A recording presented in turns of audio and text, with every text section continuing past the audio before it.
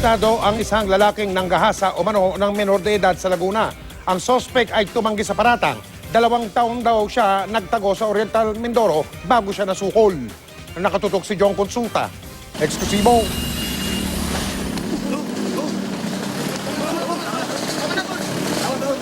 Pinaulanan ng suntok at sipa ng mga magulang ng menor de edad na biktima ang naarestong lalaking ng rape daw sa kanilang anak. Magbabayad ka, hayop ka. Demonyohan mo sa anak ko. Hayop ka. Pagpasok sa Binyan, Laguna Police Station, humabol pa ng suntok ang nanay laban sa number 5 most wanted ng Binyan. Magbabayad ka. Hayop ka. Mabubulong sa ilang buwan. 2 taon daw nagtago si Freddy Gabugay Jr. sa Calapan, Oriental Mindoro bago na aresto ng mga pulis Binyan na nagtawid dagat pa, bit-bit ang warrant of arrest. Reklamo ng ama, nagsumbong daw ang kanyang 15 anyos na anak na simula 9 na taong gulang ay paulit-ulit na siyang inaabuso ng suspect na malapit pa naman sa kanilang pamilya. Sabi nung lalaki, pag nabuo to, pananagutan ko to. Sabi nga, sinabi niyo sa anak ko. Hindi ko lang sir matanggap. Batang-bata pa anak ko.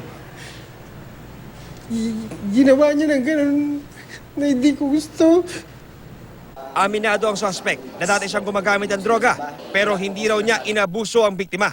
Kapag nakaupo ka sa bisikleta, naniniwala po ako na nababawasan po ang virginity ng isang tao. Sinasabi mo, yung nasa ratio, pwede nangyari sa bike, tama na ba? Yes, sir. Ayon sa pulisya, pinaghahanap talaga nila si Gabugay dahil sa ilang kaso.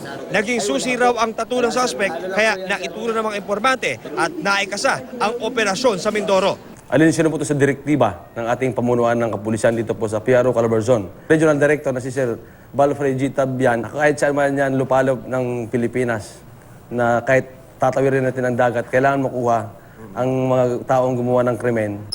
John Consulta, nakatutok, 24 oras.